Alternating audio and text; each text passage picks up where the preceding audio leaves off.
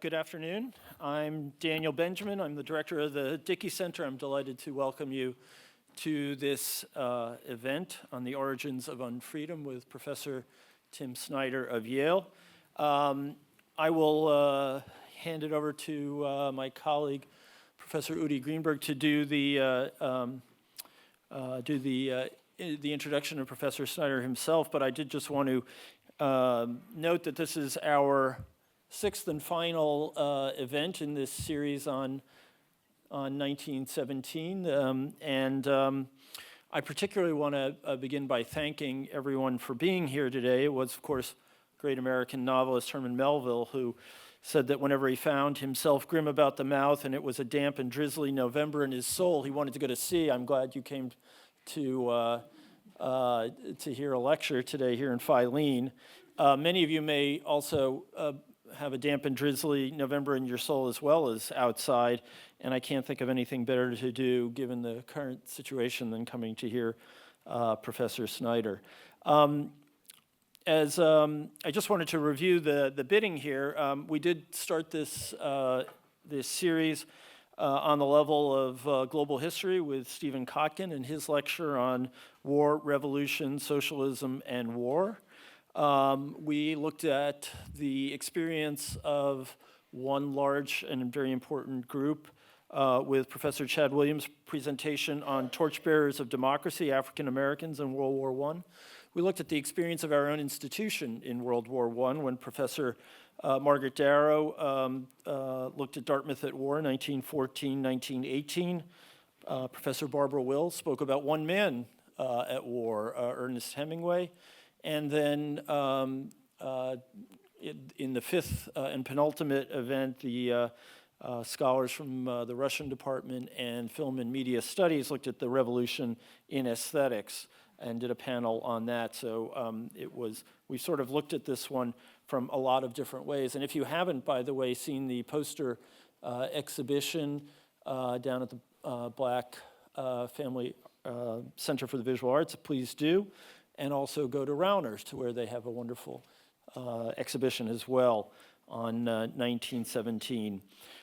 In closing, I really just want to come back to where we began and thank Mary Dallman, a long and devoted friend of the Dickey Center, for underwriting this series, and to thank the Departments of History, Russian Government, Film and Media Studies, the Leslie Center, and Graziella Parati in particular, and the Political Economy Project, all of whom were great collaborators and instigators in this effort.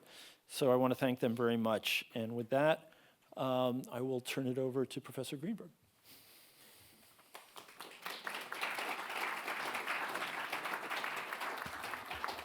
Hi, thank you. As Dan said, my name is Judy Greenberg. I'm a professor in the history department. It is my great pleasure to introduce Professor Timothy Snyder, who is the Richard Levin Professor of History at Yale University. Professor Snyder is one of the most distinguished and most important historians of modern Europe, especially of Central and Eastern Europe. Is the author of 6 books and is the editor of 2 books, which explore everything in modern European history, from nationalism and culture to racism, war, and mass murder in Central and Eastern Europe. His most famous book out of those many books is probably Bloodlands, Europe Between Hitler and Stalin, which were published in 2010 and introduced a truly provocative and new interpretation of the era of mass violence and the place it took in Central and Eastern Europe in the 1930s and the 1940s. It won no less than 12 awards and prizes and has been translated to 33 languages. And most importantly, it's also assigned here at Dartmouth in classes on World War II. What perhaps distinguishes Professor Snyder is his ability to reflect also systematically not only history but also about what history can teach us about contemporary affairs in international and domestic politics. His many writings on contemporary affairs have been published in the New York Review of Books, in the New York Times, in The Nation, and many other important venues. Most recently, earlier this year, these reflections appeared in a book, short book called On Tyranny, 20 Lessons from the 20th Century. This book became a #1 bestseller of the New York Times. It has appeared in more than 40 languages, from Iran to Turkey to Germany and Thailand. These reflections will also be the topic of his talk to us today, so please join me in warmly welcoming Professor Snyder to Dartmouth.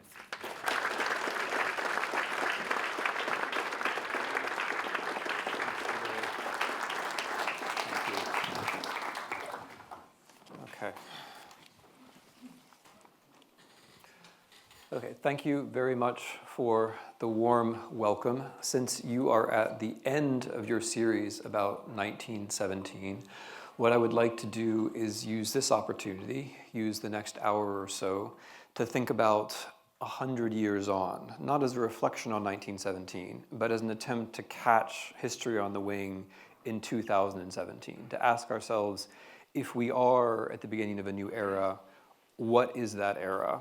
What does it look like? How does it feel like? Or perhaps better, given that it looks and feels so strange, what moorings can we find? How can we brace ourselves? What are some of the concepts and some of the categories we might use to steady ourselves and see what's going on?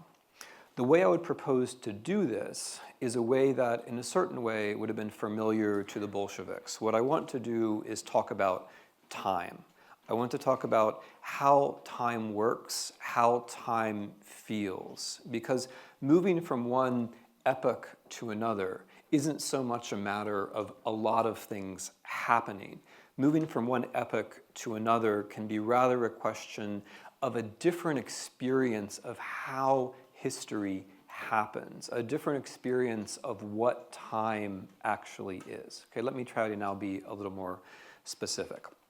I think that what is happening is that this thing called history, which for me is the same thing as freedom, this thing called history is being caught between and crushed between two ideas of time. One which we have taken for granted and which is now slipping away, and another which is rising up and embracing us so fast that it's going to be over us before we even notice it unless we're careful. The idea that I think we've taken for granted, the thing that we have been inside without recognizing we're inside it, is what I would call the politics of inevitability. Okay, what do I mean by the politics of inevitability? By the politics of inevitability, I mean an idea of time which says, we know the future because we know the past, and we know the rules which lead from the past to the future. There's only really one thing that happens in history, and that one thing is a motor that moves history forward towards some kind of progress. Now, I can give an example, and we'll all nod our heads, and that example would be the example of Marxism. Marxism, at least understood in certain ways, is an example of the politics of inevitability. A simple materialistic understanding of Marxism would say, if there is a world, that means there are resources. If there are resources, that means that there is technological change. Technological change brings about classes. Classes inevitably struggle. That's the motor of history. The class called the proletariat is going to inevitably create socialism. And of course, we will all nod our heads and say, yes, of course, that's ridiculous. It couldn't have happened that way. That is one example of the politics of inevitability. Another example of the politics of inevitability is the one in which we have raised our children for the last 25 years, sadly, which goes something like this. If there is a world, then there are resources. If there are resources, there's a competition for resources. This healthy competition for resources we know is capitalism. Capitalism, by some unspecified magic, inevitably produces individual rights and democracy. Therefore, everything is always going to be fine. That is essentially the story that we told ourselves after 1989. It is no less witless and no more plausible than the other version. It's simply closer to home, or it is home. We have been living in that. We have been raising our children in that. We now have a generation who were raised in precisely that bubble, to use a frequently used word. Now, what's the problem with all of this? Well, the problem is that this kind of idea, although it can seem right, can't possibly describe reality. It can't describe what happened in Russia after 1991. It can't describe what happened in Iraq after 2003, or moving closer to home, if more capitalism meant more democracy, then we shouldn't really have to worry about allowing unlimited amounts of money into political races in 2010. But boy, is that a reason for worry. And no one, literally no one in the rest of the world, I think it's fair to say the number of people in the rest of the world who thinks that's democratizing is zero, right? I would say -1 if that were logically possible, but I think zero. Or if more capitalism produced more democracy, we shouldn't have to worry that the Supreme Court in 2013 decided that the states should no longer have to have electoral laws pre-reviewed. We shouldn't have to worry that after that decision, 22 American states passed voter suppression laws. We shouldn't have to worry because more capitalism is just going to bring more democracy. So we shouldn't have to worry that voters in Cincinnati, Columbus, and Cleveland were disenfranchised. We shouldn't have to worry that in the state of North Carolina, which has a Democratic majority, there's an unbreakable Republican hold in Congress, because capitalism is eventually going to sort that out for us somehow, isn't it? Right. So that is how we have gotten ourselves trapped. That is the politics of inevitability. Now, when I say all this to European audiences, they start laughing at a much earlier point than you do. Because it is always so easy to recognize the faults in someone else's way of reasoning or way of life. But this talk is about America and Europe and Russia, and I want to spend a little bit of time talking about how the Europeans are trapped in their own version of a politics of inevitability, which is different from ours. And like ours, they are so entrapped in it that they don't see it, and thus they're confronted by it, at which point they, to their credit, generally nod their heads and 15 seconds later say, yes, that's right, Professor Snyder, it's a good point. So what is that politics of inevitability? The politics of inevitability in the European version is something which I would call the fable of the wise nation. The fable of the wise nation goes like this. The fable of the wise nation says, there were always European nations. The European nations learned from experience. The most important experience in European history was the Second World War. European nations learned from the Second World War that war was a bad thing. Therefore, they began a process of European integration, which led to the European Union, because their wisdom accrued over time with experience. Now, the only thing wrong with that story is everything.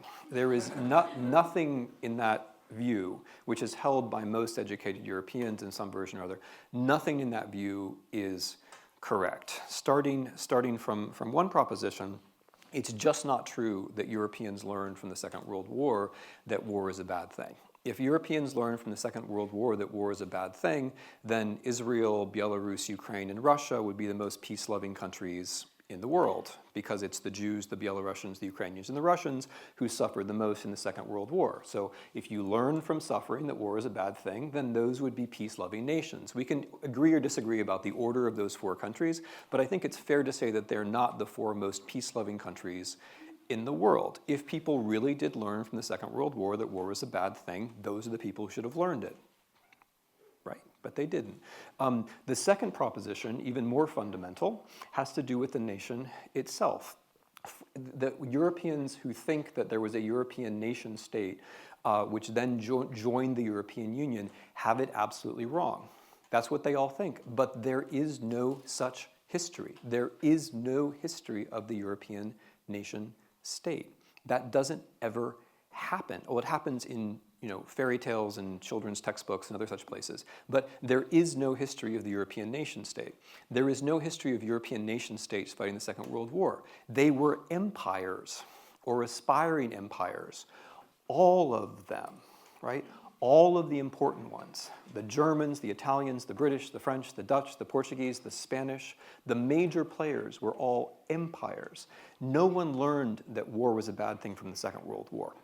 People learned that war was a bad thing by losing colonial wars.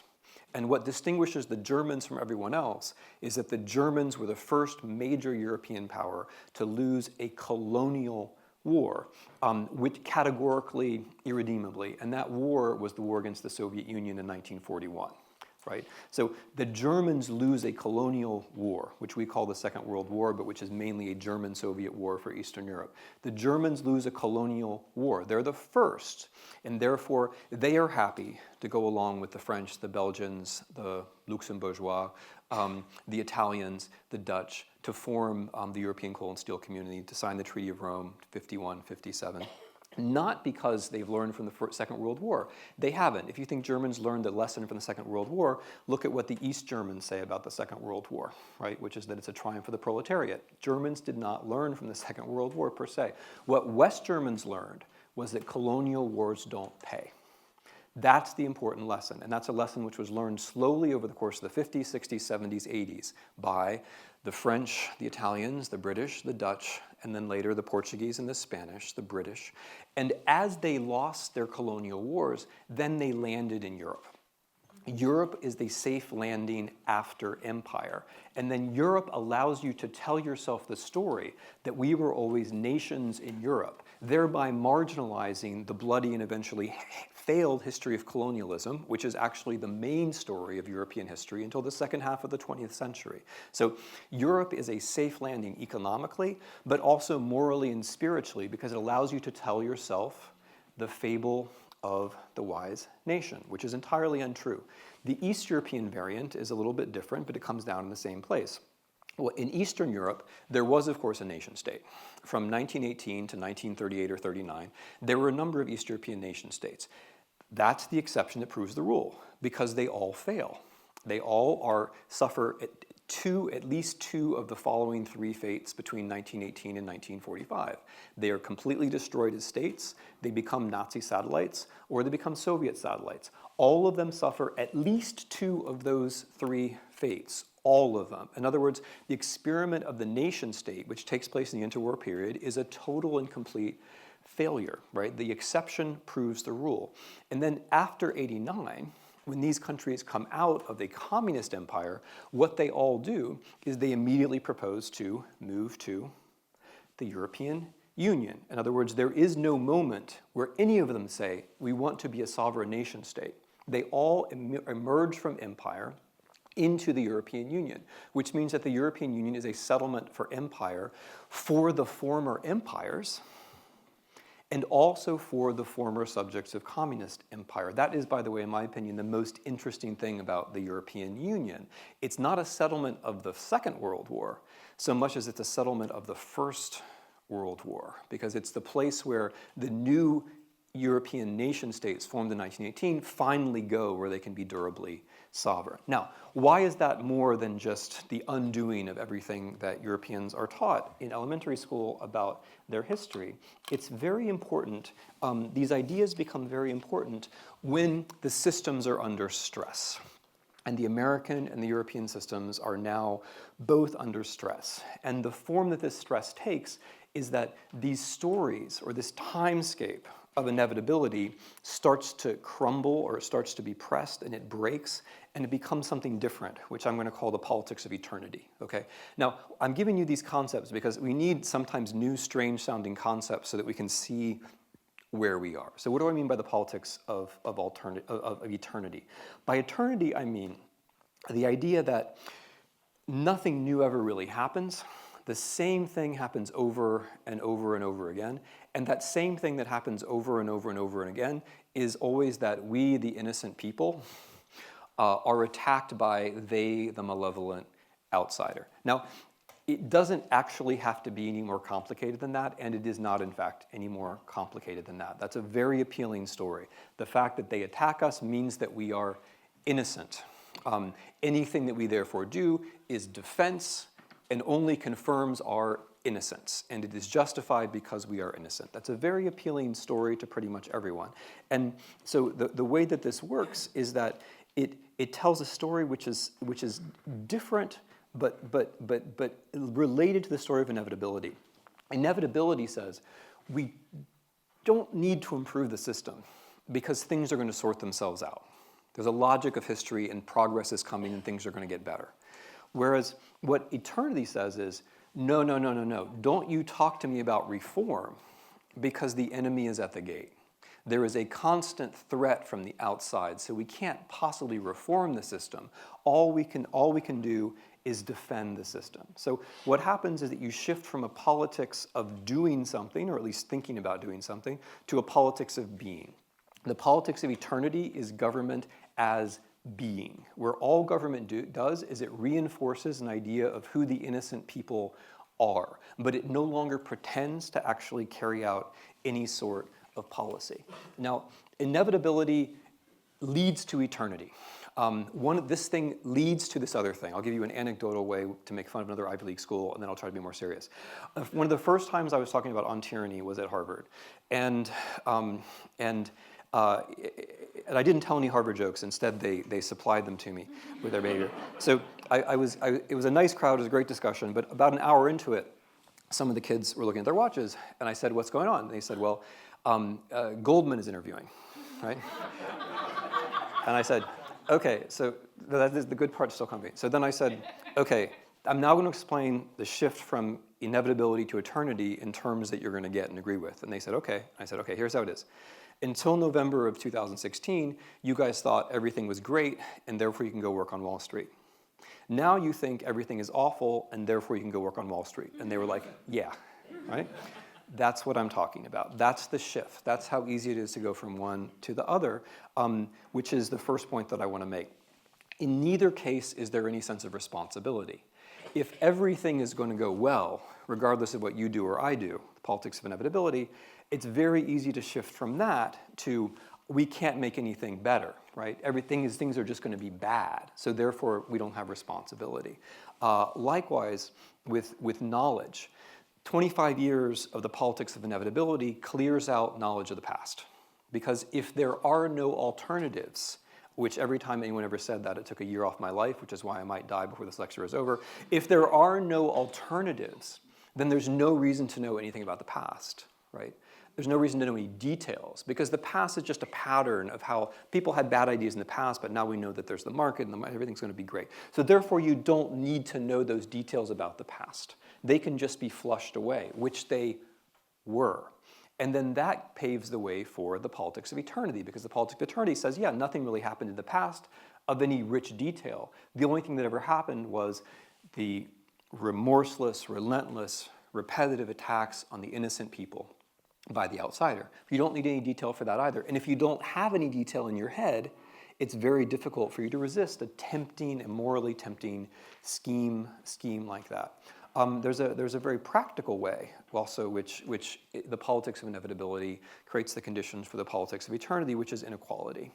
So if you believe that there are no alternatives, and if you believe this stuff about the market creating the democracy and so on, then you might do things like carrying out an experiment, in the United States of America, where you just say, hey, what's going to happen if we allow levels of inequality in the US to reach levels of inequality of Anno Domini 1929, which we did. In 2013, we've now crossed. Or to put it a different way, what happens in the US if we allow levels of inequality in the United States to approach and match levels of economic inequality in Russia? What will happen? What will happen is what is happening, which is that individual by individual, family by family, Appalachian Valley by Appalachian Valley, people stop believing in progress. People quite rationally cease to think that the future generation is going to be better than this generation. People quite correctly think their children are going to do worse rather than better than they. And the story of inevitability collapses into a story of eternity. There's one final very important transition. It has to do with institutions.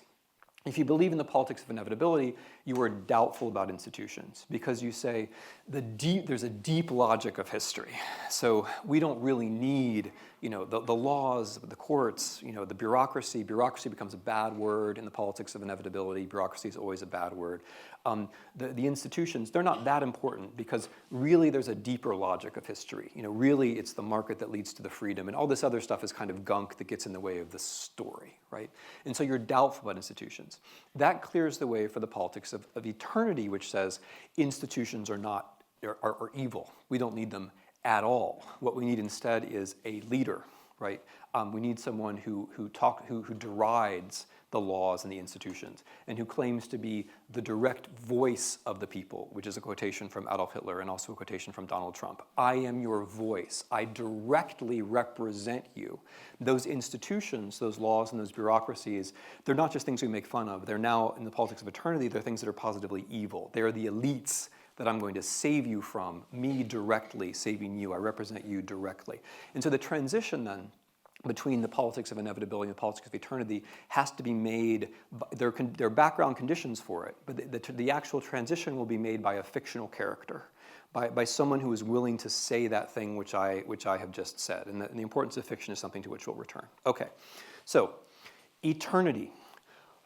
What would the politics of eternity then look like? Like if you're in America, let's say we're in America, let's say it's 2016, what would the politics of eternity look like? Well, one thing which would happen is that leaders would stop talking about the future and policies that might create a better future, and they would start looping back to the past, right? They would start looping back probably to the 1930s, which is the era that's most in fashion. So leaders might, for example, talk about America first. I'm just waiting for the subjunctive thing to you have to screen out the subjunctive. I'm not going to do it for you. Leaders might start talking about America first, which was a movement and an idea which said that Nazis and Americans have more in common than they have that separates them. That's what America first means, and every time you hear America first, that's what you should hear. America first is Deutschland über alles, translated into American English. It is nothing else. That is what no, it's not a joke. It's actually what it is. America first is Deutschland über alles in the English language. That's what it was meant to mean. That is what it means. So you would expect that your leaders would loop back to the 1930s. You might expect that leaders would start to idealize Confederate monuments that were established in the 1920s and the 1930s, monuments which have no organic connection to the Civil War, but which celebrate the racial purification of American cities in the 1920s and 1930s. You might expect that your leaders would start to celebrate those things or call them beautiful. So you might expect that the advisor to the president would say things that that life will be as exciting as the 1930s. So you'd expect this loop. You would also expect a propagation of fiction as the main domestic policy. So you would expect that the main thing that would happen from the White House and in the so-called media, the main thing that would happen would be falsehood and debates about falsehood. So, because if what happens is that what we do is we talk about what's wrong or what's incorrect or what's a lie, what's not happening is a discussion about policy and about the future. You would also expect that in this discussion about fiction, policy itself would become fictionalized. Okay, how is that possible? I mean, you're thinking, okay, here we are at Dartmouth and people are studying public policy, and no doubt it seems like policy must be something which is unambiguously in the realm of nonfiction. But it's not. It's not. Policy can also be fictional. I'll give you a couple of examples. One is funny and one is not funny. In fact, the one that's funny is actually not that funny. So here's the funny one. Make America Great Again is an excellent example of the politics of eternity, because Make America Great Again loops back to an unspecified point in the past. When was America great? I'm not actually asking you because my social science colleagues have, in their wisdom and with their customary precision and thoughtfulness, have already done the surveys, and we now know when Americans thought that America was great. It turns out that Americans who are not teenagers, this is an important proviso, Americans who are not teenagers believe that America was great in a year when they were teenagers.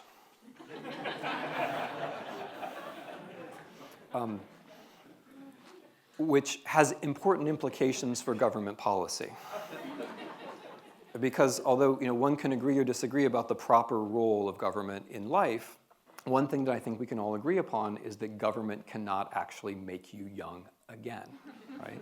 And it is in that rather precise sense that Make America Great Again is fictional policy. It's policy as fiction. I can conjure up for you an idea of a rosy past, and I can do it over and over and over again.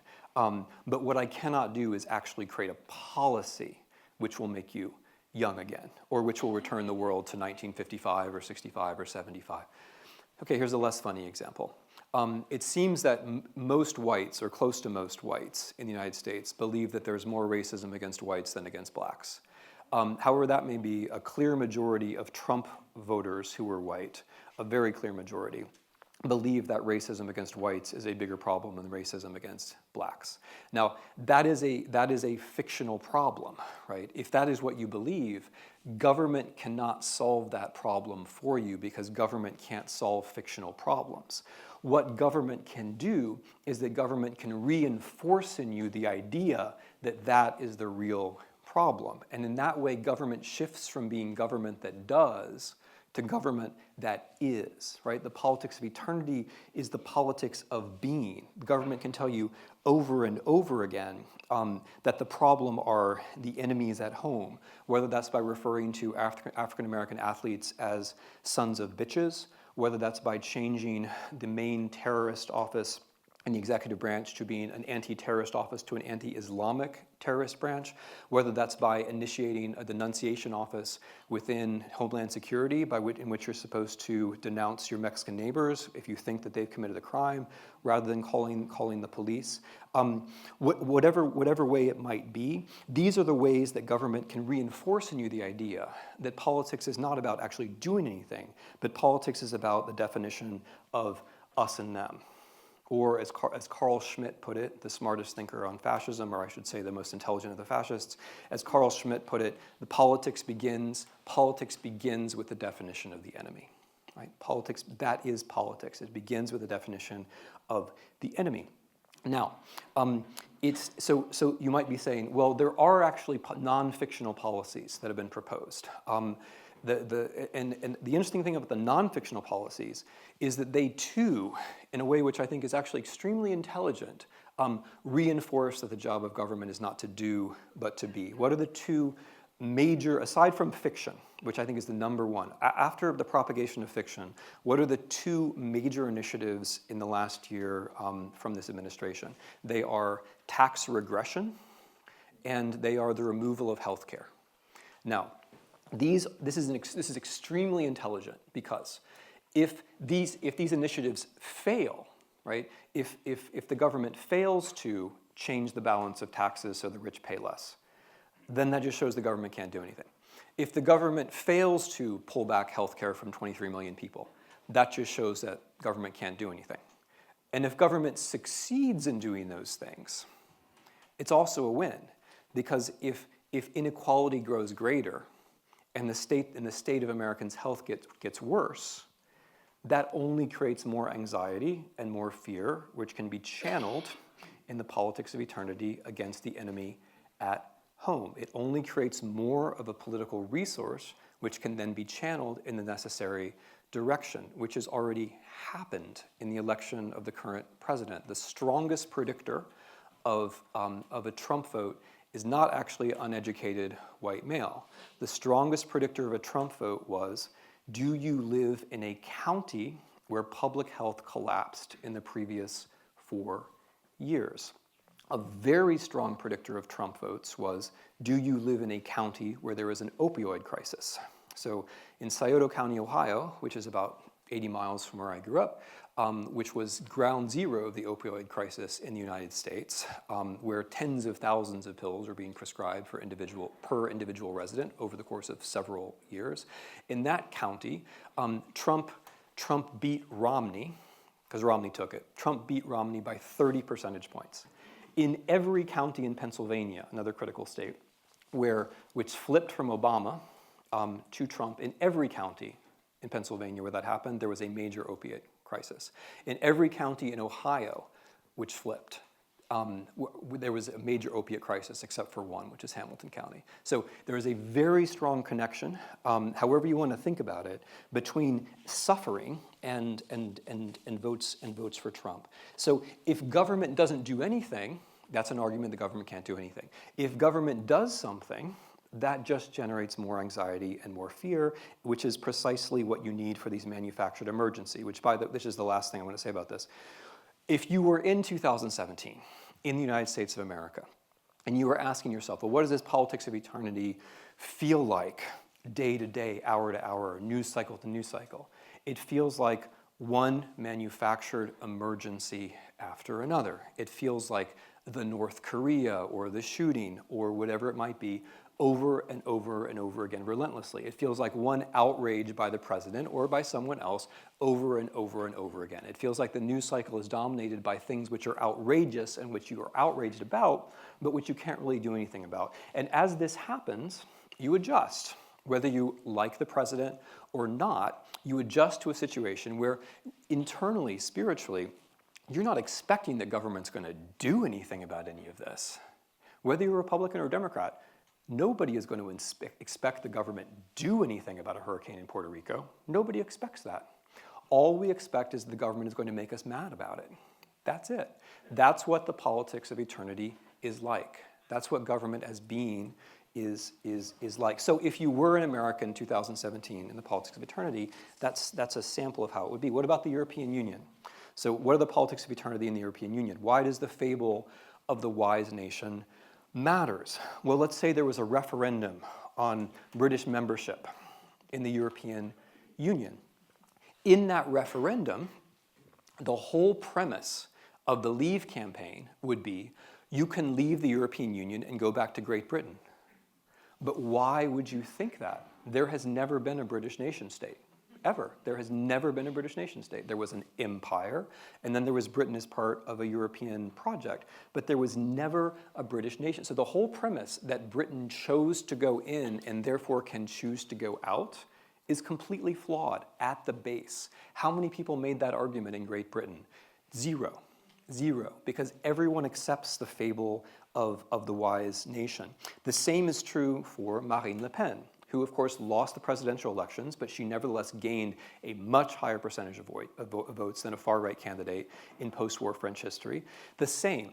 She imagines that you can go back to a France where there were no Muslims or where there were no immigrants, but there is no such France. The France before Europe was an empire. The France, until very recently, Algeria was part of France. There were more Muslims in France then than there are now by a lot. There is no point that you can go back to in French history where France was a nation state. But that's the whole premise of her campaign.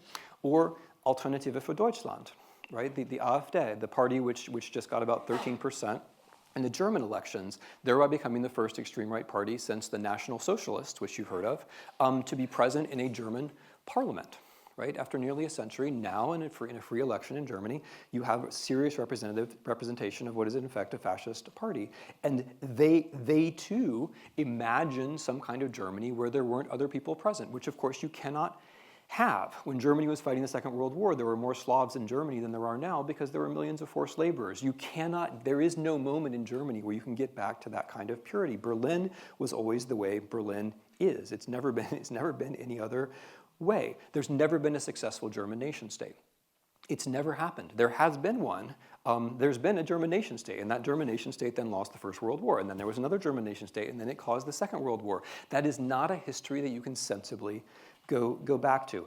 Hungary and Poland, glorifying the 1920s and the 1930s, which I hope I don't even have to pause and suggest just how senseless that sort of thing is. And meanwhile, Russia, to which we'll return, Russia is reviving interwar ideologists who were fascists. Okay, which brings me to the question, what does Russia have to do with this? How does Russia matter for Europe and for the United States? So this framework of inevitability and eternity, I think, helps a lot to understand why Russia is so important. Like, why is it that President Obama, for example, can twice dismiss Russia as a regional power once, he says, or a second time, it's a place which doesn't build anything that anybody wants to buy. Okay, if that's true, then why do they choose the President of the United States? That's the problem that we have to actually be able to confront. And this issue of they were for him before even Jeff Sessions. I mean, they were way out front. In a not unrelated development, they were for him before Jeff Sessions was. Okay, so why? What does this framework do to help us? Russia gets to the politics of eternity first, and they do it in two ways. The first has to do with the 1970s. So the men, and they are all men, the men who are in charge of Russia today grew up in the 1970s. The 1970s had a particular way of processing the legacy of 1917. The legacy of 1917 was a legacy of progress. The legacy of 1917 was a legacy of the politics of inevitability. 1917 is a story about the future and how the future will inevitably be better than the past. What happens in the Soviet Union by the 1970s is that that myth is essentially abandoned. In the 1970s, under Brezhnev, the dominant myth in the Soviet Union switches from being this myth about the future into a different myth, a myth of the Great Fatherland War, which is a myth about the past. The myth of the Great Fatherland War doesn't say there's going to be a future that follows laws. The myth of the Great Fatherland War says, we were the homeland of virtue in 1941, and we were attacked by the forces of evil. It's nostalgia for a war in which we were the center of world goodness, the center of world virtue. And it's understandable that this would work in the Soviet Union. Of course, the Red Army suffered far, far, far more losses than any Western army, or all of them together, put together. Soviet citizens suffered incomparably more from occupation than the citizens of Central or Western or Southern European countries. It's understandable why this worked, but the point is that this is a big shift. You're shifting away from the Marxist idea of inevitability to a new idea of eternity, which says we are at the center and the West is just evil. The West didn't attack us because it's capitalist. The West attacked us because it's decadent. And as the Soviet Union moves to Russia, it's very easy to keep that going. Okay, Russia, the 1990s. Russia in the 1990s is exposed to the capitalist version of the politics of inevitability. Our version. I'm not saying it's America's fault that market reforms didn't work in Russia. It's only a little bit America's fault. But we did tell the story that institutions don't really matter, the rule of law doesn't really matter. What matters is that you privatize as fast as possible, and then everything else will take care of itself. There will be an invisible hand which will somehow write your constitution, basically, right? That was the idea. That's what we told them, and that was wrong. They have gone through. So what you have in Russia is in 1990s is enormous inequality, the impoverishment of most of the population, and a very quick discrediting of both the market and democracy, which are seen as the same thing. So the Russians get there first. The Russians get to where we're going 10 or 20 years before we do. The people who run Russia have seen the politics of inevitability collapse twice, and therefore they are sure that the politics of eternity is the truth. They think that anything else is just hypocrisy, or in the best case, naivete. So Russia gets to a point by, let's say, I don't know why I'm yelling when I have a microphone. Russia gets to a point by let's say 2012, where the leaders of the country have developed the ideological means to defend the politics of eternity. What do I mean by that? Well, Russia, as of 2012, has a couple of problems. And again, these are problems which we have too, or we're approaching. The first of these problems is oligarchical impotence. Oligarchical impotence means if the same people who run the state are the people who own most of the wealth, it becomes logically impossible to create a rule of law state.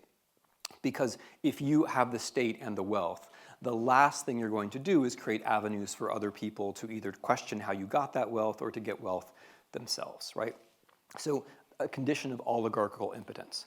The second problem that Russia has as of 2012 is the problem of political succession, right? There are lots of reasons to like democracy, yay democracy, but the most important reason to like democracy is that it is a succession principle. It's a way of knowing that the state will continue. Your vote now doesn't matter because it's your vote now. Your vote now matters because you know there's going to be a vote later.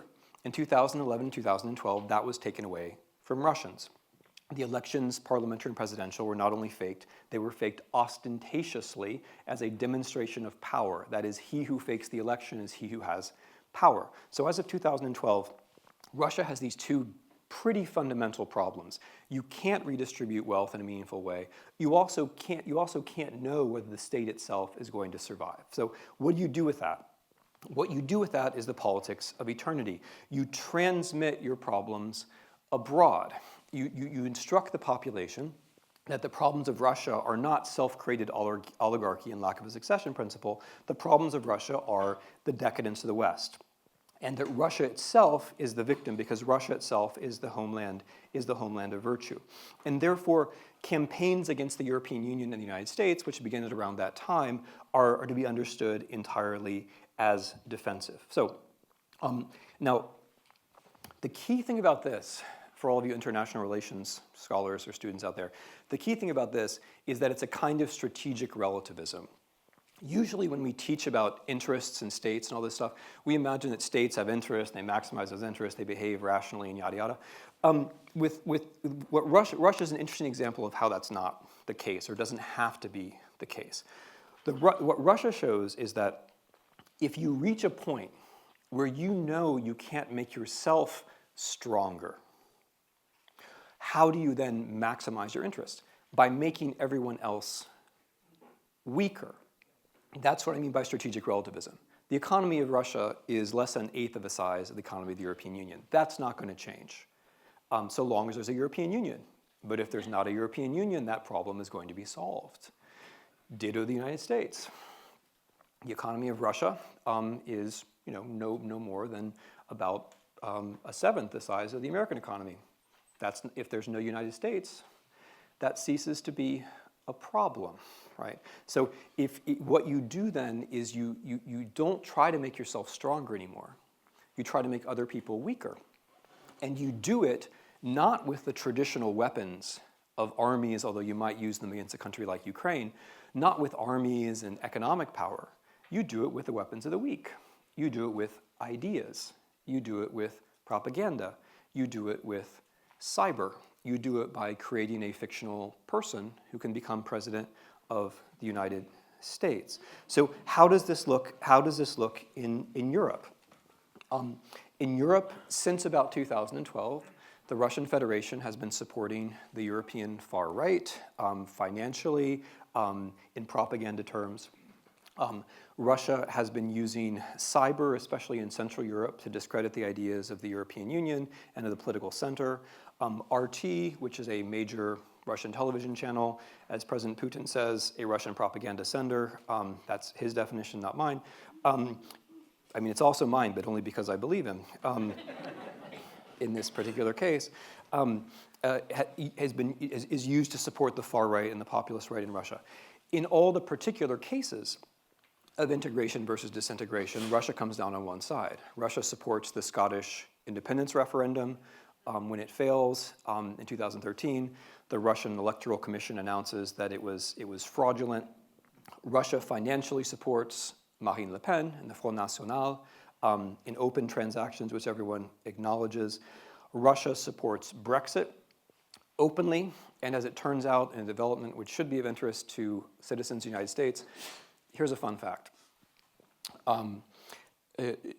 90% of the bot-generated tweeter traffic, are you still with me when I say bot-generated tweeter traffic?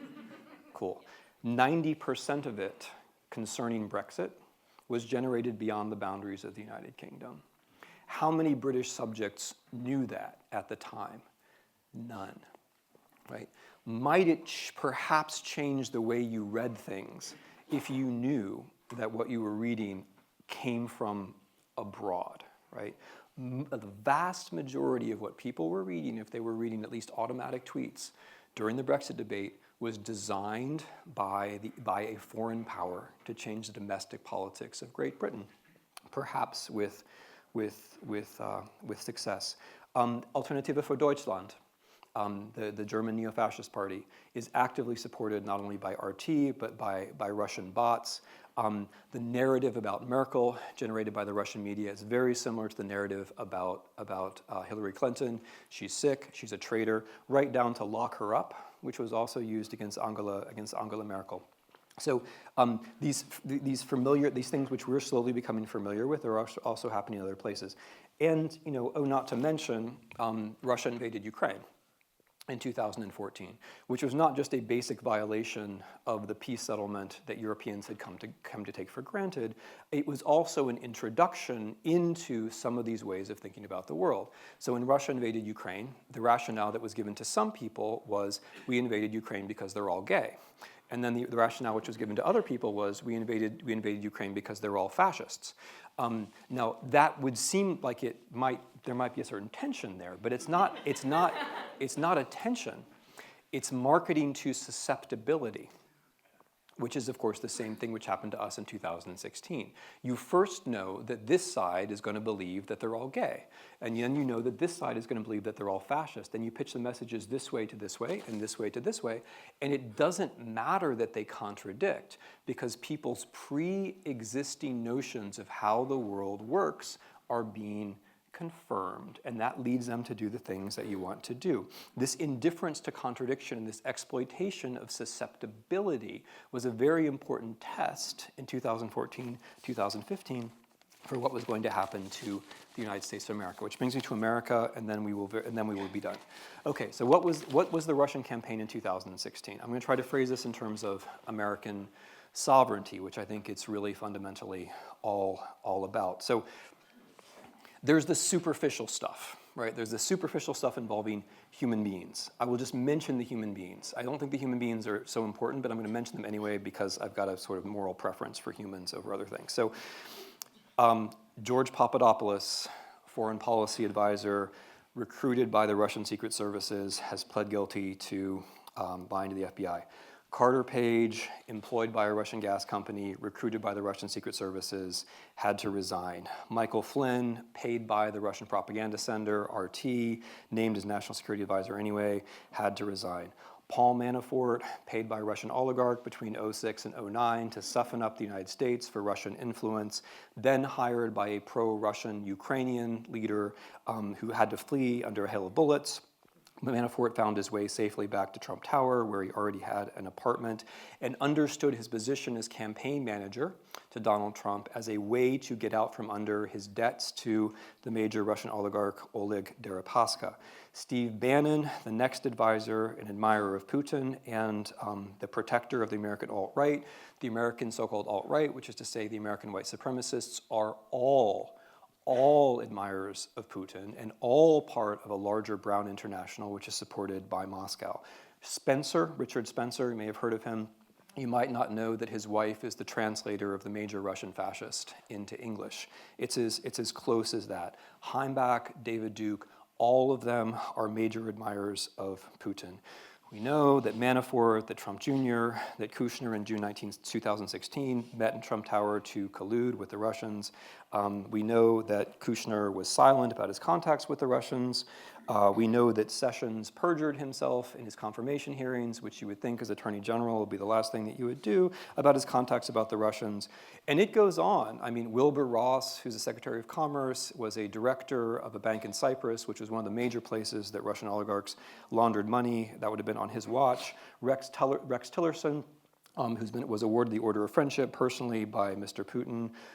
Mr. Trump himself had 5 months into his campaign signed a letter of agreement to build a hotel in Russia, which would have, not a hotel, a building, which would have been by the same model that Mr. Trump had been using with the Russians for the previous 15 years, which is that they give him money and he gets out of the way, which is a nice gig if you can get it. And it is by that, that is how Soho Tower was built. That is what Bayrock is. Bayrock gives Trump money. He gets a percentage of the profits. He invests nothing himself. He just gets out of the way, which if you know about Trump's career as a businessman is a wise policy. Something is built. The units in that something are used to launder money, right? That is the story of Mr. Trump's return, which is, here's the important thing, which is also the story of the emergence of a fictional character. Mr. Trump is a fictional character. The idea that he's a successful businessman is fiction. Anyone in this room could be a successful businessman if being a successful businessman meant you were willing to take millions of dollars from the Russian mob and then have your name put on a building. I wish I could offer Dartmouth graduates like that opportunity, all of you. I wish I could do that. I wish I could make you happy, but but that's not the way the world works for most people, and there is a devil in those details, which is that kind of thing comes with a certain debt, usually, common sense would say. So he's a fictional character in the sense that he is not a successful businessman. I will happily eat these words if I can see his tax returns.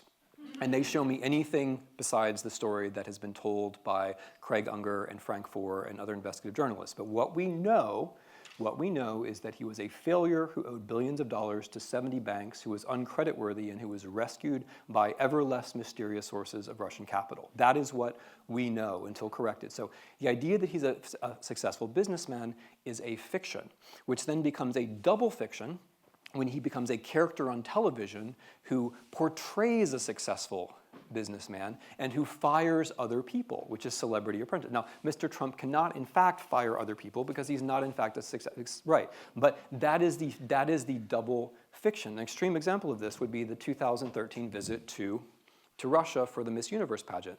How does Mr. Trump run the Miss Universe pageant? They pay him $20 million.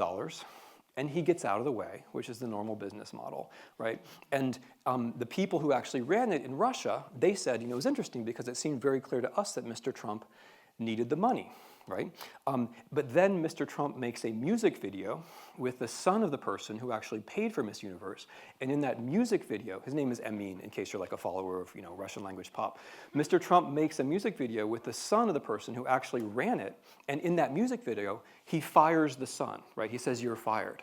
And the son says, that's funny, like the whole thing is kind of funny because it was really my impression that Mr. Trump needed this money, right? So the fiction goes all the way down, is my point. The idea that a businessman was running for president of the United States was simply not the case. But how many of us actually doubted that at the time, right? How many of us did it occur to say, this is not actually, okay, good.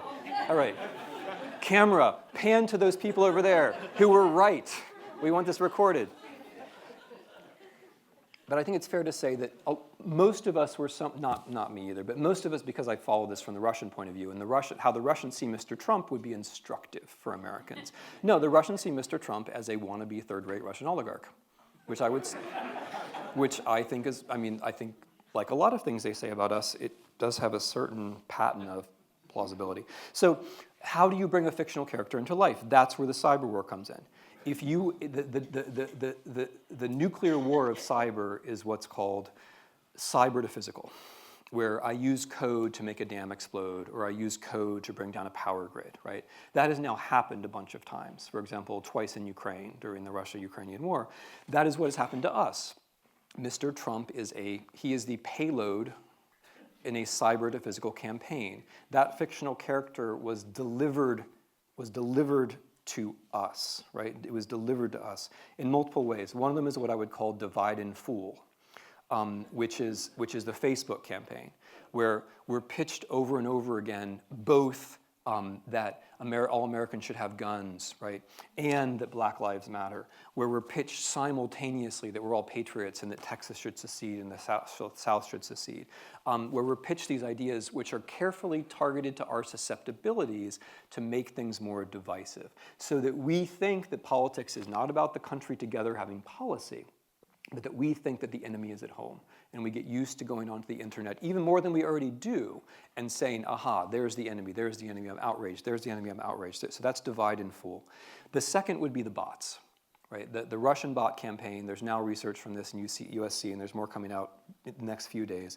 The bots, which very much like in Brexit, a huge percentage of the political information transmitted massively by bots turns out not to originate in the United States of America. It turns to originate on the territory of a foreign power, which is executing its own foreign policy in the eyes and brains of Americans. But of course, much of what they transmit, they don't make up themselves.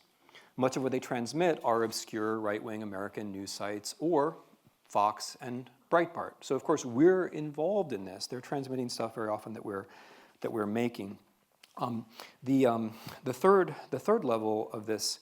The third level of the hacking, which happened so long ago, we now can almost forget it, but the actual hacking of emails, where emails are dumped on the eve of the Democratic National, in times that are very convenient for Mr. Trump, on the eve of the convention of the Democrats, the Democratic National Convention. Right before it, there's the first big email dump, which leads to the leader of the Democratic Party having to resign. Which you can think is a good thing or a bad thing, but it's clear that happened because of a foreign policy taken by someone else.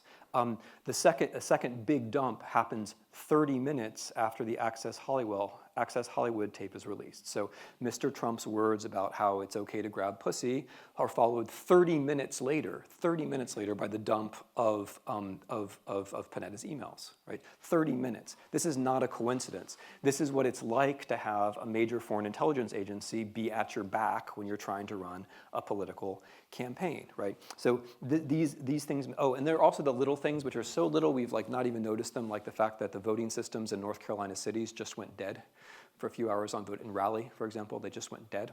Where North Carolina is a pretty important state, pretty close state, where the voters in the cities tend to, do little things like that. Oh, and by the way, the software company which made the hardware company which made the hardware which is used in North Carolina was hacked and acknowledges that it was hacked, and their machines went out on election day.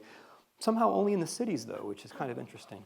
Now, from there, it's easy to say that it's all their fault, right?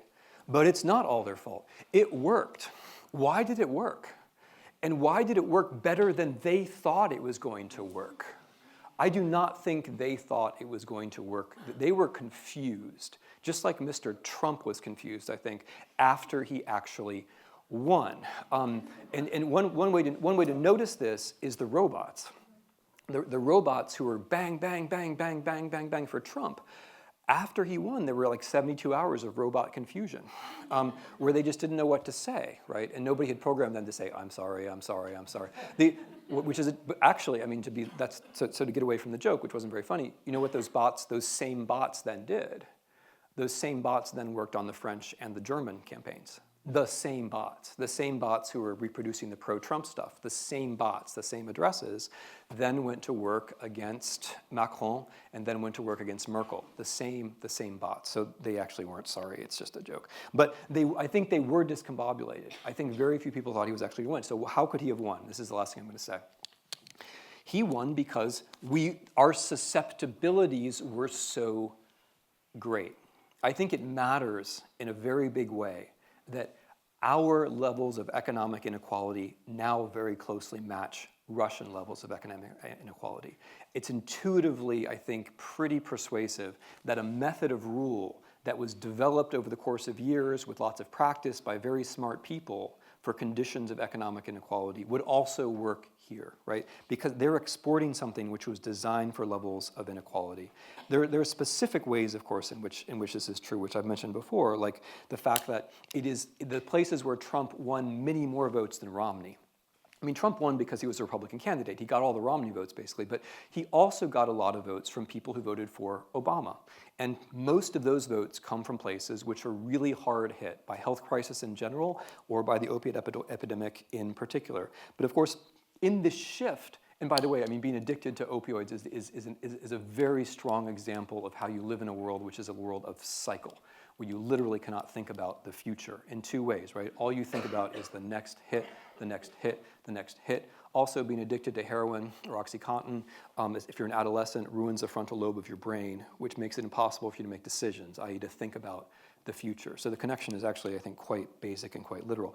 But speaking of young people, in the generation of the millennials, the gap between needing a BA and not needing a BA, or the outcomes of having a BA or not, are greater than in any previous generation on record. More Americans now are in student debt than ever before.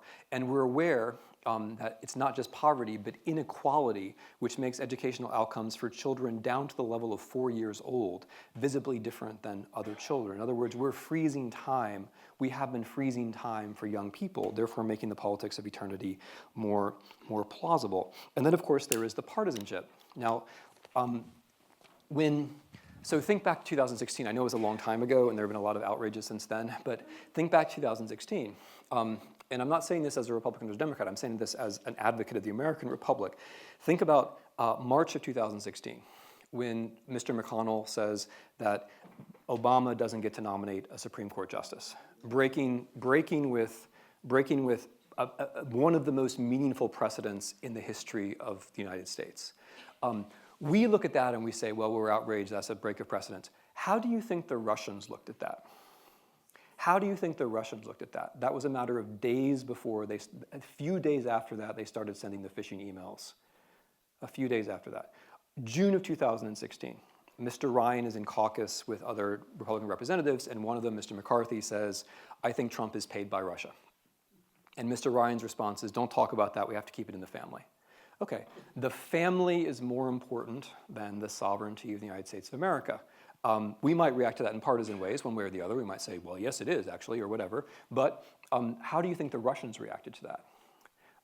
That's right before the first big dumps of emails. September of 2016. The heads of the American intelligence agencies brief Congress on the Russian interference in the American elections. Mr. McConnell says, I'm not convinced by this. And he says it in a way that becomes public very quickly. It could just be a coincidence, but it's precisely in September that the big Facebook campaign then begins. In any event, how do you think the Russians read these things? We read them as just being about Democrats, Republicans, maybe about the Constitution. But from the Russian point of view, this is a major exploitable division in the American state. This is one final way in which we were inviting what happened to happen with our own partisanship. And here's the thing. Once you invite it to happen and it happens, then you don't see it happening because you are it. I will just give you the example of the Twitter account Tennessee GOP. Do you know this story? So Tennessee GOP was a Russian account. Tennessee GOP had I think 322,000 followers. Which is 10 times more than me, just to keep things in perspective. So, or it had 10 times more than the actual Tennessee Republican Party.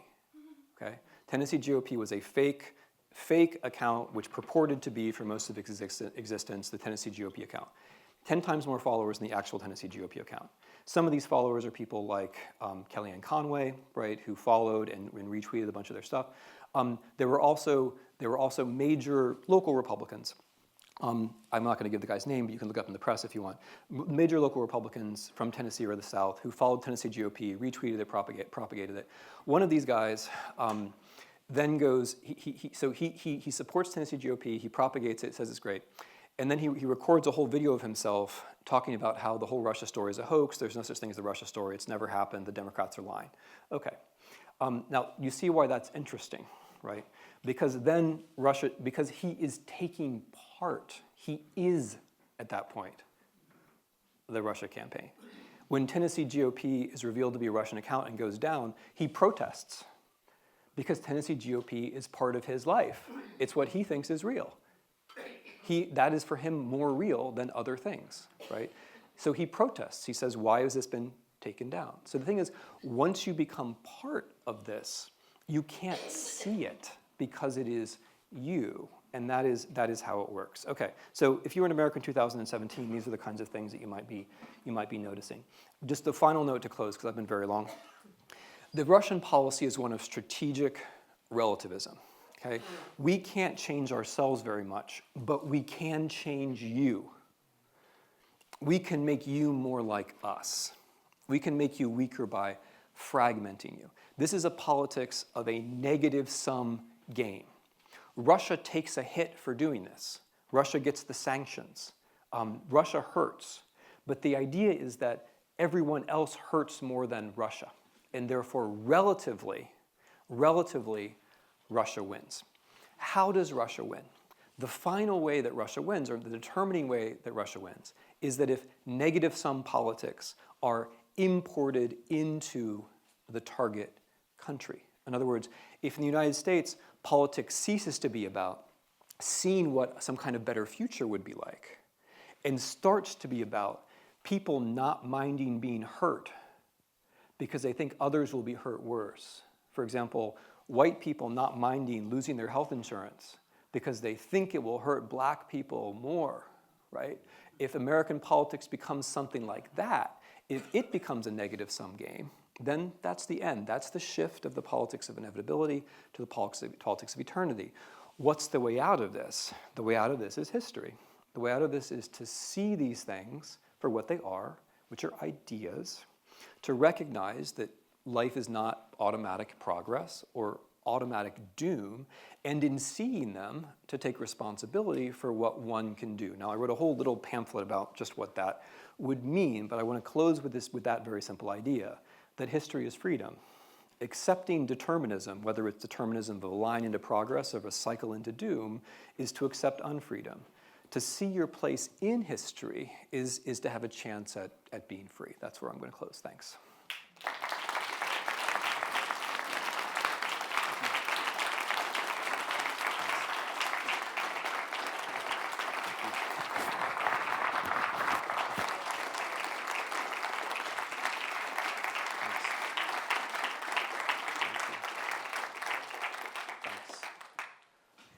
Okay, so we're taking questions, or I'm taking questions. If you wouldn't mind just saying your name, because I don't have the pleasure of knowing all of you, and formulating your question in the form of a question. Okay, I'm going to start with this. Yeah, please, go ahead. Yeah, we met earlier. Yeah. So my question. You haven't said your name though. It's Ed Mole. Yeah, it's not for me, it's for everybody. Yeah.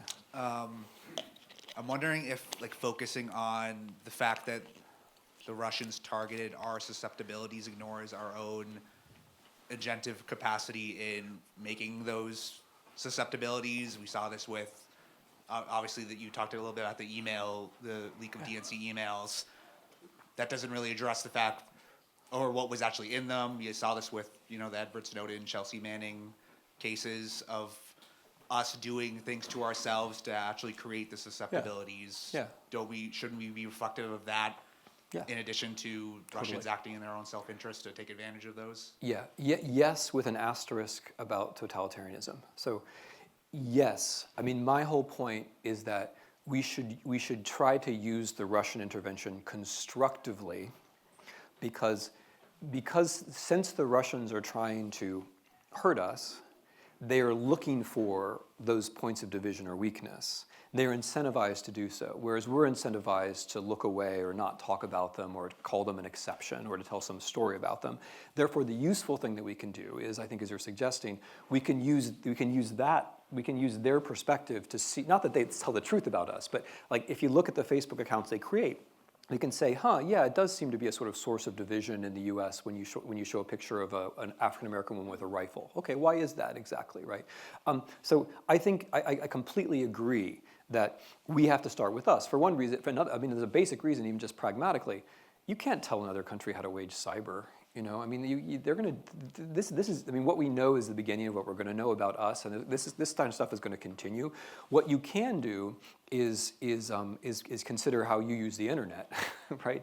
I mean, another social experiment we had was to say, hey, what will happen if we allow most political news to shift to platforms which are totally unregulated? Oh, this is what happens. Now we know. Now we have the outcome of that experiment, and that's us. Right? I mean, the Russians didn't make us the Russians didn't make us say, oh, Google and Facebook are so amazing and wonderful that there's no reason to actually regulate them. Or, they didn't say you have to listen to Zuckerberg when he says it's not a news platform, even though most people under the age of 40 get their news from it. Right? Now, so I completely agree with you, and I think you have to understand what the Russians are doing, right? Because that's a big part of what politics now looks like. But if you're an American, where you would start with would be I think the root causes of susceptibility, which for me are inequality is the master cause, and that's something. Inequality can be addressed with policy in a way that a lot of other things can't be. Now, with the contents of the emails, there I'm going to put an asterisk, which is to say that I realize this is completely utopian and no one's going to actually follow this rule, but we should not be reading other people's emails. We shouldn't be reading other people's emails. I should not be reading yours. You shouldn't be reading. I should not be reading Hillary Clinton's. You cannot. If politics cannot have a realm of private communication, politics then becomes authoritarian, because the only people who can survive in those conditions are the ones who either A, have worse dirt on other people, and or B, are totally shameless, right? And think about where we are. So, the idea that you should have access to everything that Clinton writes, or everything, you have to think, okay, what does that mean as a principle, right? That she has access to everything you write is one implication of it. That the government has access to everything that You, right? So if you want to have democratic politics, you have to accept that democratic leaders are going to be flawed. Because if you don't accept the flaws and even the crimes, if you don't accept that, that people are going to write about those things in emails, if you say, I have to have total transparency, then what you're doing is basically embracing a totalitarian principle. Because that will lead you across the line where you say there's no difference between private and public. I'm going to wait for a perfect leader who doesn't have this stuff in her email account. And that perfect leader is going to be somebody who doesn't have an email account and is shameless and is an authoritarian. That's where that logic leads, right? And so this is something we're thinking about.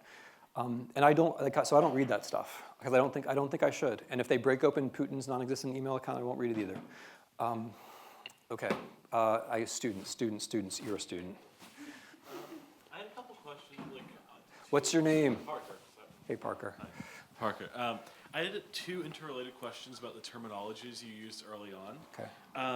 The first is, you were talking about colonial wars, and you date them from the German war in Eastern Europe. Just to be clear, that's the first colonial war that a major European power loses in a decisive and categorical way. It's not the first colonial war. Okay, so I was going to ask, the Latin American Wars of Independence, the American Revolution, the Haitian Revolution, all of those seem like they were lost pretty decisively and in ways that really hurt the colonial powers.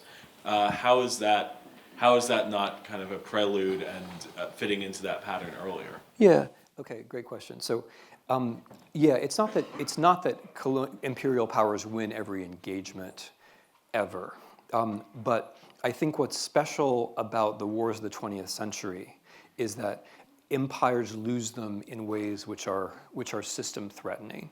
I didn't have time to go into this. It's like something I try to develop in the book, but there are two stages in this. The first stage would be the land empires. So, until 1914, whatever, we take for granted the Ottoman, the Habsburg, the Russian, the German empires are going to be around for a long time. It so happens that in different ways they managed to lose the First World War, and those major land empires cease to exist. So they lose wars in a way which are system threatening. And then for me, the big coincidence of the 20th century, the big coincidence, because it just is that the winners of the Great War, the winners of the First World War, are the maritime empires. So Britain, the United States, France. Maritime empires. And so they win, and their empires are not questioned. And then one can see this in the logic of self-determination, where it seems natural that the Czechoslovaks should have a state, but it doesn't seem natural that that principle would be applied around the world, right? Because the maritime empires have won the war. So I agree with you that of course they win and lose wars, but I think the system-threatening, budget-eating, morale-consuming, long drawn-out wars are the ones like Algeria and Indochina, right? So yeah, you make a really good point. But I think it's the 20th century when, after 45, when they lose wars that they can't sustain. I think that's it. Yeah, that makes sense. And then the second terminology was just nation states. The examples, like if I were to think nation state in Europe, the ones I would jump to would be like Norway, Iceland, and pre-EU Ireland. Yeah. And I think certainly something like Norway, and maybe Switzerland as well, and Iceland, the Western European countries outside the EU. Could you hold the microphone up so people can hear the you? Western European countries outside the EU, would you consider those to be actual nation states? And if not, why not? Yeah.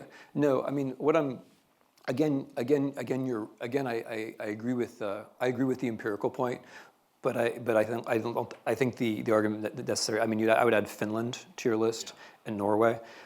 So those are. I mean, Sweden is a former empire, but in Iceland has 300,000 people. But I will. I mean, it's a great country, and Norway has a lot of natural gas. I mean, there are reasons why these places can make it. But I mean, the way I would understand your intervention would be to say, let's flip the presumption, because now what we're saying is that literally on the geographical margin of Europe, there are some nation states. Yeah, I will go with that. But my point is that the mainstream of European history is the empire to integration. And if we can flip it around this way so that the mainstream is empire to integration and the nation states are kind of the exceptions, which I agree. I don't think Switzerland's a nation state, by the way, but Yeah, but I'm happy to say, like, yeah, there are some exceptions, like Finland, but the general rule is this. Like, this is the general thrust of the story. If I can go that far, then I basically reverse what all Europeans think. So yeah, fair enough. You're right. Okay. Yeah, you could be a student. Okay. Is this working? Okay, my name is Billy, and I'm a history student as well. So I've watched Adam Curtis's like short documentary on Vladislav Sarkov and read some of the LRB, like Peter Pomerantz pieces on like contemporary Russian politics. Try the mic. See Okay. And the kind of run, and then I read two of your New York Review books things on Hitler and Ukraine. Yeah. And so the kind of running commentary, at least among those more popular commentators, seems to be like Russia as postmodern theater. And you seem to be writing a little bit against that, at least in the Ukraine piece, where you kind of emphasize the lack of rule of law as opposed to the sort of this like postmodern like loss of any tangible meaning and just Right. Right. So I guess my question is that you seem to be fighting against, ideological frameworks, whether those be, neoliberalism or totalitarianism. But you still have to have some sort of ideal that you're working towards. What is that ideal for you? And, how can like the value of democracy in the 21st century not be co-opted and become just an ideology that gets exported by the American empire, or you know what I mean? Like, how does that work? Okay. So with the Surkov and the Pomerantsev and the postmodernism, you're right. Like I do think that the Russian media, Peter Pomerantsev is a British Russian. He's now decided he's Ukrainian. Brilliant TV producer who spent 6 years working for Russian television, and then wrote a book published in 2014 called "Nothing is True and Everything is Possible." And I think he's right that there was experimentation in Russia over the course of about a decade, which led to a kind of model of domestic politics in which you have fake variety but real uniformity. And in which you don't have this in the long list of similarities between the U.S. and Russia. Because remember, I look at the U.S. from Russia, not the other way around, and so like the stuff I see here is like the opioid epidemic reminds me of Russia in 1994 with alcohol, when the price of alcohol collapsed by a factor of 5, right? But regional news. So Russia doesn't have local news. We don't either. Right? 2009, 40 American journalists were laid off every day on average for 2009. We could have bailed out the newspapers with a tiny fingernail clipping fraction of what we used to bail out the banks, but we didn't. Right? So that's another way that we're like them. And the lack of regional news is a big deal, because when you clear away the regional news, it opens the way to the fake news. Because when people have regional news or local news, then they talk about reporters, because those are actual people who they see at the city council meeting or on the street or at the bar. Those are people. They may not agree with them, they may think they're pointy-headed or whatever, but they're people writing about stuff that they know. As soon as you take away the local news, then people start talking about the media, where the media means everything that's on the internet, and it's all one big blur, right? Because if it's not you in your locality, it doesn't make any difference whether it's, I'm exaggerating slightly, but not much, it doesn't make that much difference whether it's true news about some faraway place or whether it's a conspiracy theory, because it doesn't touch your life either way. And the conspiracy theory is probably more interesting, right? So you might lean towards the conspiracy theory. So the end of local news is another thing which is similar to the U.S. and Russia, and that's a pretty simple policy prescription, by the way. Like we could jack the local news back up if we wanted to. Okay, but I'm trying to get to your question. So I do think that something like that happened in Russia, but what I try to do, I'm against determinism, but like there's a basic true Marxist point to be made here, which is that what the postmodern theater serves is oligarchy. Right? The idea that nothing can change serves the people who control everything. I mean, it's a very simple Marxist point, but I think it's true in this case. The idea that you can't actually change the fundamental order, and that what you need instead is constant accelerated bread and circuses, basically, or really just circuses. That idea serves the people who control both the media and the wealth. And Russia is like a perfect confluence of that. The same people control the state, control the wealth, control the media, right? And so that I think, so what I would add to the Pomerantsev, who I think is very good, is the material part of it. And then that's what makes me suspicious of the US as well. Like I think, okay, well, isn't it interesting that as we approach Russians, with a sort of 15-year delay, as we approach Russian levels of inequality, we also approach Russian-style media culture. We also start to get these fictional politicians. Maybe that's not just a coincidence, right? I mean, going back to your point about trying to be critical of us, I mean, I think Trump won because of the Russians, but without the Russians, he still would have done really well, right? Or let's say someone like Trump, because I don't actually, Trump is a fictional character created by Russia, so it would have to be someone else, but someone else like Trump could have done and might do very well. Okay, so democracy, yeah, I think that's a great point. Like I don't think democracy should be a slogan, right? We in America, you think if you say democracy 3 times, it's like getting divorced in Islam, or the reverse. I mean, it makes it true, right? Thank you for laughing at that. I appreciate it. But we think if you say freedom, freedom, freedom, then you live in a free country, which is not true. I mean, the fact if you say freedom a lot probably is a bad sign, right? I mean, to be free, you have to be uncomfortable. I'm edging towards an answer to your question. I mean, freedom means that you do stuff that other people aren't doing. Freedom means that you don't feel right because you're leaning out. You're doing something which costs you a little bit. That's what freedom is like. Freedom isn't doing what everybody else does. It's not saying what freedom is. And democracy means rule by the people. I mean, we're not a democracy. We're an aspirational democratic republic where we have the money in politics since 2010. We have the voter suppression accelerated since 2013. We have the gerrymandering. What else do we have? We have the electoral college. We have the disproportionate election of senators from small states. What am I forgetting? I always forget something. But we are a long way from democracy. We go, we're maybe moving towards it somehow, but we're not. We're a long way from democracy. I think democracy would be a good thing. That is to say, I think if we were more democratic, then the policy preferences of Americans would be reflected. And the policy prescriptions of Americans are actually close, would help us with the inequality part. Because most Americans are actually much different than the current government on issues like healthcare and wealth redistribution. So if we just had democracy, like not as my ideal of it, or not as my hammer to beat Russia, but if we actually had democracy, I think that democracy itself would be a good thing, and we should be trying to have a democracy, like for us. And so, I mean, that's my answer to your question. That I don't want democracy to be some big story. I want democracy to be a series of definable changes in a foreseeable future, and where this comes down to you guys is that I see this as kind of the sin of my generation, or I'll blame the boomers because we like to blame. The feature of my generation is we blame the boomers for everything, so I'll do it. But what we have done is we've sold these stories. Right, the story of like the inevitability, what I'm calling the politics. That's what we have done, right? I mean, I consider that to be our sin. We have tried to create a generation, you people, who believes that things are automatically going to be honky dory. That seems to me that was a huge mistake. Are we going to fix it? Unlikely. I mean, I'm trying, right? But we're not going to fix it.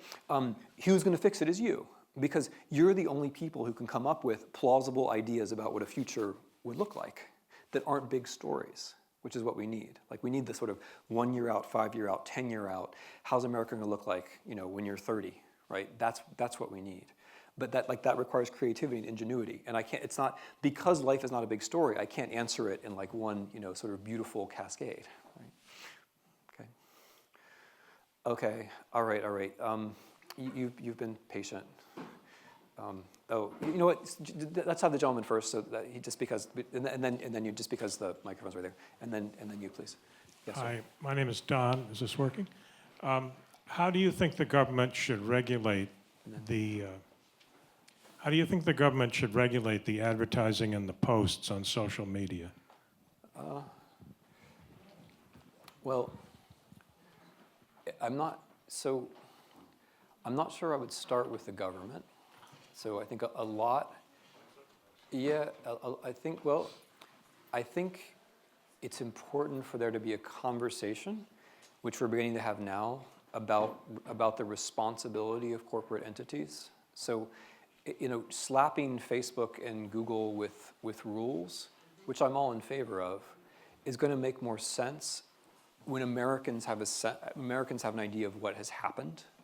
So I think there has to be a conversation about responsibility. So which is happening. Like if you look 4 months ago to the position of Facebook now, it's changed basically because there's been a discussion, right?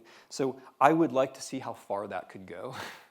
I would like to see like what we can get them on record as saying, because they've gone from this made no difference to oops, billions of hits in a few months, right? And I think it's good to have that discussion.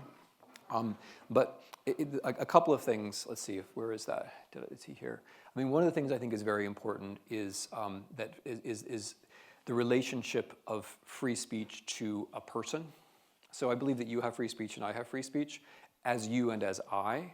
But I don't think that I don't think free speech, other things might, right? But I don't think free speech gives you the right to pretend to be a Russian political activist and spew 30 million things on the Russian internet, which you can't do for various reasons. It's actually very hard. I mean, with the internet, it's like with guns. The Russians are very in favor of Americans having guns. But could you have the right to bear arms in Russia? No. The internet's a bit like that. I mean, they're all very in favor of internet craziness in the US, but they've got it battened down pretty firmly in Russia itself. So I would start with the relation of the individual to the expression. So I don't think we should be able to massively post things anonymously or pseudonymously. I think that would that would change things quite a bit. And I think that when you read something, there should be a copyright page, or like whatever the postmodern equivalent of that is. So if I read something which says, Hillary running a pedophile ring, whatever, in Pizza Parlor, I want to have a copyright page which says like who transmitted this, where it came from, or who originated it. And if that can't come with it, then that thing shouldn't be there, right? Why not? No. Okay. Yes, ma'am. I don't know whether I need a microphone. Thank you. I'm Jean Rank. I'm a psychologist. I was trained here in the Department of Psychiatry at Dartmouth, although I didn't practice here. I'm with you up until the point where you get to Russia in 2016, and I think exactly what happened is that we've forgotten our own history before 2016 and what got us to this dreadful condition that we are in of inequality, et cetera, and loss of democracy because we've screwed it up. I don't think it's because of the Russians. I just don't buy that. I don't do social media. I don't do most of television because I think it's mostly junk. So I don't clutter up my mind with this junk.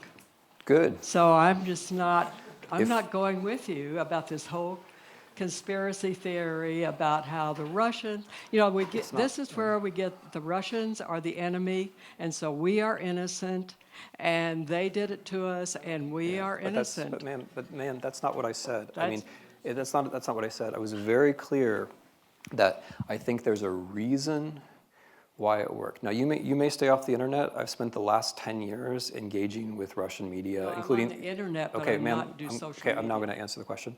So I've spent the last 10 years with Russian media, the Russian internet, Russian television. It's fine to sit in America and say this stuff doesn't happen, but if you were in Georgia during the war in 2008, or if you were in Estonia when their whole country was brought down in 2007, or you were in Ukraine when the electricity grid was brought down in 2014 and 2015, or if you were in France when Russia took over a French television channel and pretended to be ISIS, or if you were in Germany during the Lisa F. affair, you know that these things happen. The idea that they can't happen in America, that's the American exceptionalism, you see, and that's where we go wrong. It happened to us just like it happened to other people because we're not any better, which is my point. And then there are the specific reasons why we're even more susceptible than we might have thought, which I spent a lot of time on. And those are the things that I think we can try to address with policy. Okay. All right. Are we at 6 o'clock or should we? Okay. Does that mean we're? I think it's your call. I think people, okay, I'll take one more question, and then there's going to be one more question, and then you can all go. So, no, I'm sorry. I'm sorry. My name's Christine Dyke. I work at Dartmouth-Hitchcock Medical Center. Plus, I have my education is also I'm an ordained minister. About a month ago or so, I sat in one of these rooms and listened to a speaker who was a libertarian and talked about that way, said that we can't trust people. That, when you talked about that middle that really does, vote in good interests of other people's, he kept repeating that we really can't trust the other people in the nation, and there has to be a form of government that we really take away that. And that, sitting in New Hampshire sometimes and hearing libertarian thought a lot, that really scared me. And how do we counter that? And how would you deal with that? We really can't trust each other, that we can't make good decisions, policy decisions and voting decisions and everything like that. So what follows from that is that we can't do it, therefore the oligarchs should, which is where libertarianism naturally leads. So, you can't do it, but somebody, if you don't do it, somebody else is going to do it. And if everyone believes that they can't do it, it's not like policy's not going to get made. And it's not like, the thing that's called libertarianism, which, in the American version is totally logically incoherent. The free market, there's no such thing as a free market. The free market is a myth. The free market depends on legislation. And so the question is, what legislation? Right? It's as simple as that. And then to have so libertarianism is one more way of short-circuiting the whole discussion by saying, well, we're going to find an ideological story which gets rid of all the detail. And the ideological story is that there's this thing called the free market, and we're just going to conjure that into existence. There has never historically been a free market without a state, without property rights. Property rights do not come from God. I've checked. No, I ask him, and property rights come from a state. And once you know that, then the only question is, what should the state be doing? Because even the notion of property rights is not self-evident anyway. You have to have a state to have a market. And once you understand that, then the only question is, what should the state reasonably be doing? And to say that we are all atomized individuals who can't really communicate or talk or trust is a way of trying to stop that conversation. It's a way of asserting, that conversation can't take place. Now, I'm going to answer this in the sociological way, which is to say that in conditions of extreme inequality, it is actually hard to have conversations, because the more unequal people feel, the harder it is for them to articulate themselves and represent their own interests. And so if you can follow the libertarian story into a condition of extreme inequality, it then becomes true, as in Russia, or as we're getting to ourselves, it then becomes true that people have a hard time articulating their interests. But that's not the state of nature. That's a policy outcome, right? And my whole point is that these things aren't inevitable either way. If you want to have a condition where people trust each other, then there are some conditions. One of them is that something like a plausible shot, at opportunity, something like a plausible, not that everybody's going to be equal financially, but they have a plausible shot. And the other is that you take for granted that there is something like truth. This is, in recent years, this has become really clear. It goes back to the question about sort of quote, that not that I can tell you what's true or you can tell me, but that if we start from, well, you just have your opinion, I have my opinion. And my opinion is that elephants only eat uranium, and your opinion is that they only eat geraniums. And I say, well, I respect your opinion. You say, yeah, I respect your opinion. Once we're there, right? Which is, that's the gift of the left to the right. That thing that I just said, right? Once we're there, then we can't. Once we accept that it's all about subjectivity and opinion, and I was about to use a whole lot of other funny words, but I'm going to stop. Once we accept it's just about subjectivity, then there can't be trust. That's the thing. Trust isn't about, at least not among adults, trust is not about feelings. Trust is about accepting that there's some realm of factuality that we can all get to, and that we're trying to get to it together. That's really important, but it's something that you have to fight for. It doesn't, like everything else, it doesn't come on its own. Okay, my voice is worn out, so I should probably call it a day. Thank you.